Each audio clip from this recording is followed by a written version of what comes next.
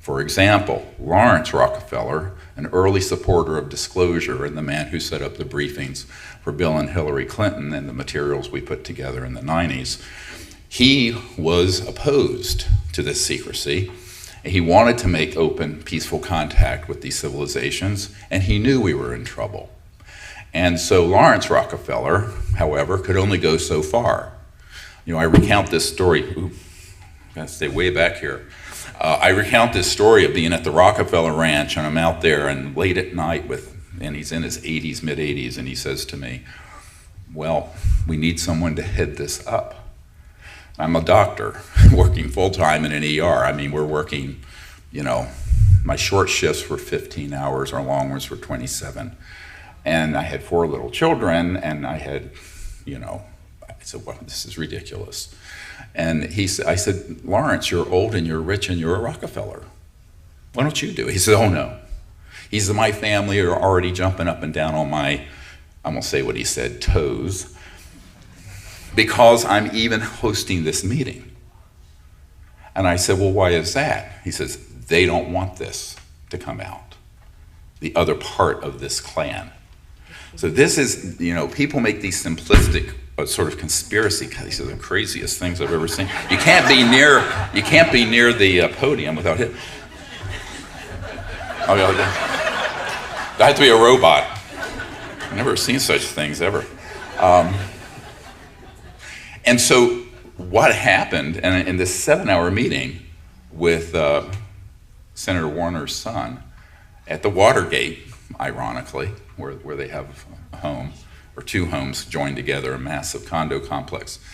And we were talking about this, and I said, well, to what extent has this been known in your family? And did you get confirmation directly? He says, yes.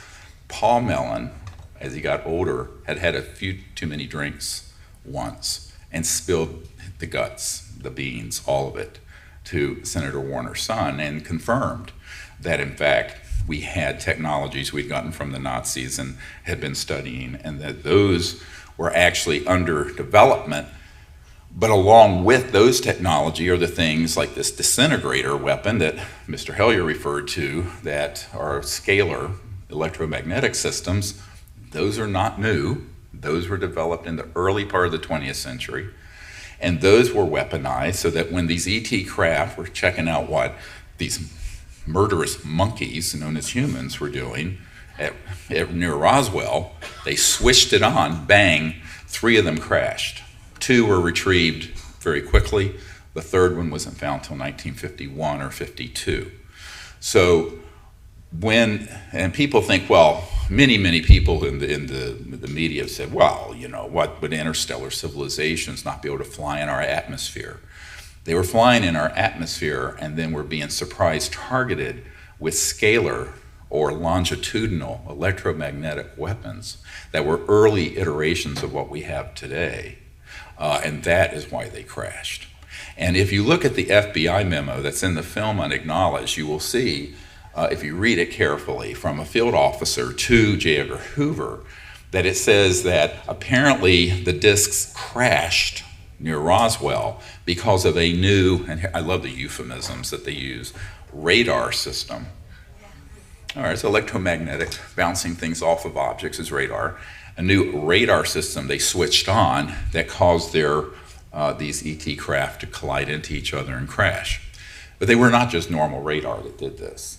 So we have to look back now of over 70 years, this is the 70-year anniversary of Roswell, of actions being taken by humans, which if we don't get this under control, could lead to exactly what we have been warned about. And I want to go through a few clips. Some of these you will see, not all of them, in the film. The first one I want to play is the one that was referenced by Mr. Hellier, by Eisenhower. We must guard against the acquisition of unwarranted influence, whether sought or unsought, by the military-industrial complex. And then play the next one. That was in 1961. This is in there on the shadowy government with its own Air Force, its own Navy, his own fundraising mechanism, There you go. and the ability to pursue his own ideas of the national interest, free from all checks and balances, and free from the law itself. That's a U.S. senator saying that, not a conspiracy theorist at a UFO conference. So, and then I want to play the next one, which is, put up the next quote from Admiral Roscoe Hillenkoetter, the first director of the CIA. It is time for the truth to be brought out. Behind the scenes, high-ranking Air Force officers are soberly concerned about the UFOs. But through official secrecy and ridicule, many citizens are led to believe the unknown flying objects are nonsense. I urge immediate congressional action to reduce the dangers from secrecy about unidentified flying objects. CIA Director, Vice Admiral Roscoe Hillenkoetter. Make note, that was the first CIA director at the time of Roswell. The CIA was formed within weeks of the Roswell event. He, in a letter to Congress that was later printed in the New York Times, called for this congressional oversight, and he did not talk about the dangers of the UFOs. He talked about the dangers of the secrecy around UFOs, just like Eisenhower did. It's a nuance with a huge distinction. So, on the one hand, we had interstellar civilizations surveilling our most sensitive atomic weapons facilities, and we were taking actions to down them and destroy them. And there have been hundreds of these objects that have been downed, not a couple, hundreds. In fact, there's a man on my team who was at Fort Huachuca, which is Army Intelligence Headquarters, ironically out near Tombstone, Arizona, where they had in an underground facility that he worked in, where there were 9 separate ET craft of different types from different civilizations that had been downed, some of them in Mexico and then brought back up across the border. And in the morgue were just, dozens and dozens of ET bodies that were recovered. And had been studied and in storage. So this is not something that's a everyday occurrence, but it isn't that rare, but it's incredibly dangerous. Because after I began briefing people like the director of the CIA and presidents and Minister of Defense heads in other countries and members of the Senate Intelligence Committee and generals and admirals at the Pentagon, I learned that the nature of these unacknowledged special access projects were that they were keeping most of those guys in the dark about what they were doing. And this is the most shocking thing of all, and this is why Eisenhower said, beware the military-industrial complex. It will become a threat to our way of life. The secrecy, excessive secrecy, will undermine our democracy. And actually, at the time he said that, that was his last farewell address to the nation, to America, as he left office in January of 1961, it had already happened. He wasn't saying this might happen. It had already happened.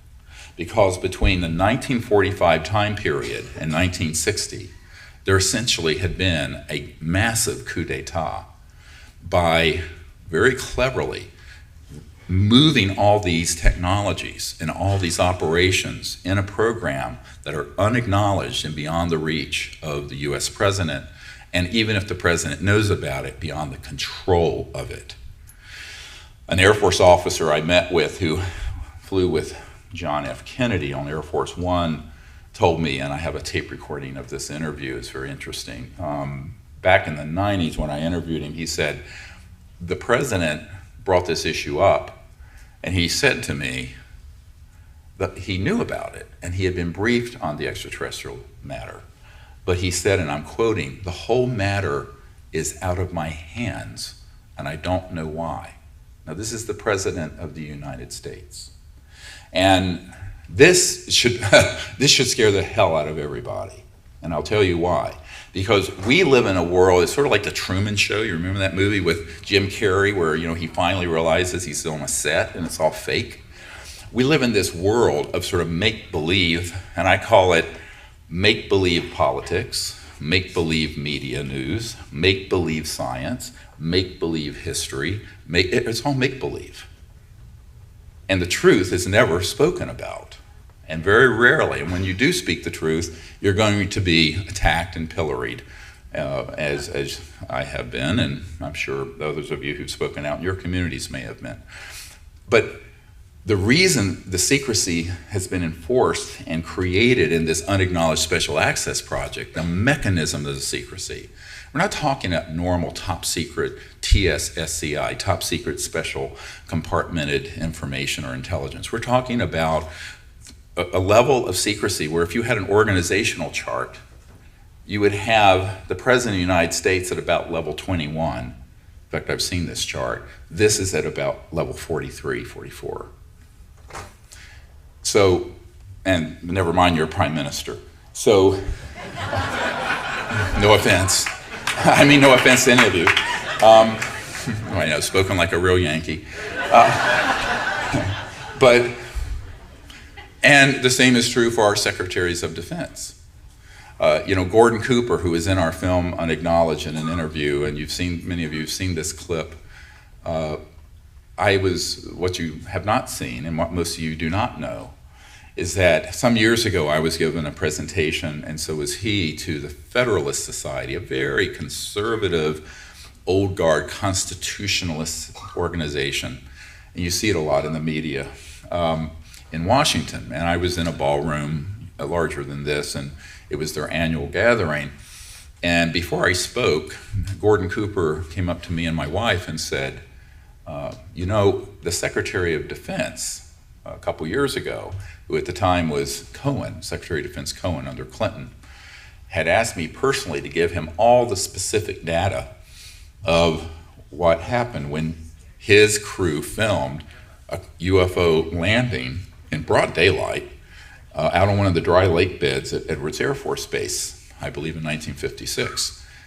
And because the Secretary of Defense wanted to see that footage and wanted to get to the bottom of this. And so astronaut Gordon Cooper gave the Secretary of Defense all the granular, actionable intelligence you would need to retrieve that information, and then got back later to Gordon Cooper, and the Secretary of Defense said, I'm denied access, apparently, because that has disappeared into some black hole. Now, this is the Secretary of Defense of the United States.